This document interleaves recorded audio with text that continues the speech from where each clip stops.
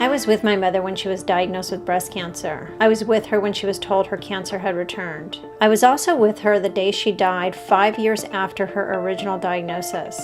She was only 49 years old. She was my hero and she was gone.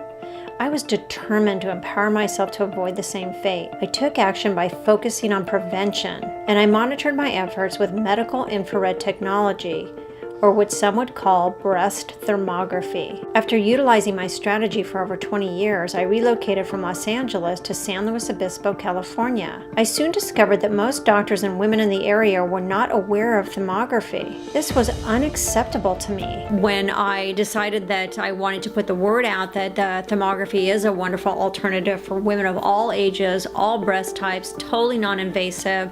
It's just about collecting information that's unique to you.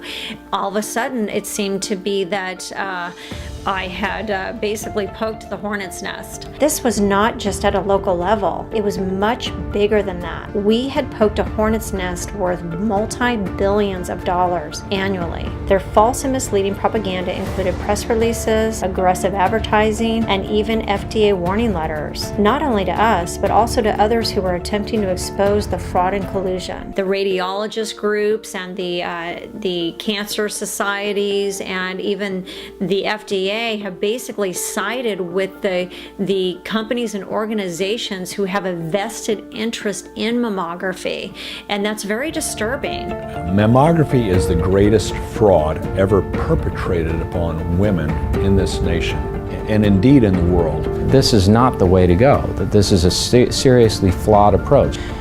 If it's my wife and my daughter, no, I'm not going to have them have a mammogram as my recommendation. Lack of worth of mammography, because I think it's a travesty.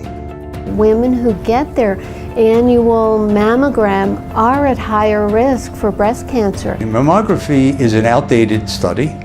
It is a study that makes no sense. More radiation each breast every year for decades. Mammography really is not the best way to go. If I were a woman, I would never go near one of those procedures. No way. The experience was so traumatic. It was so barbaric, I was so humiliated, and I left the place in tears. Machine slammed down on my breast so hard that I couldn't breathe.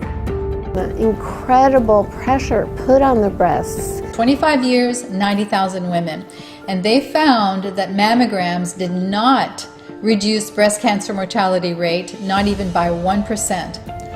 So they went on to say that the best way not to have cancer is to not have a mammogram. Now that's an independent research study. Patients are overdiagnosed, they're overtreated, and the treatments aren't benign by any means. Chemotherapy, radiation for tumors that really wouldn't ever cause them a problem. And then, they have to have surgery and maybe mutilating surgery and additional treatments on top of that, even if they have stage 1 disease. And doctors healing in this fashion, it feels barbaric to me. Failed to first do no harm. It will make you weep when you see what's been done to our women. You are responsible for your health care and your body. It's your body. You do not ever have to get a mammogram again, period. For a woman to go up against the paradigm that is now in existence takes a lot of courage. To question authority. And you have a right to pursue the course that you think is in your own best interests. Thermography provided a very thorough view of the health of the breast. Most people don't realize that thermography has been around for many, many decades. And with mammography, you have ionizing radiation, but with thermography, there is no radiation. When she took the pictures, right away, me, a lay person, doesn't know anything about thermography, I looked on the pictures, I could see a huge difference right away between one side and the other side. Thermography is the most incredible tool in our arsenal for prevention because we can see inflammation, we can see lymphatic congestion. I think patients need to be involved in their own care, and they need to find practitioners who will team up with them to do so. Let's link arms and create a new paradigm focused on education, empowerment, prevention, positive action, and healing so we can ensure a healthier and safer world for our daughters.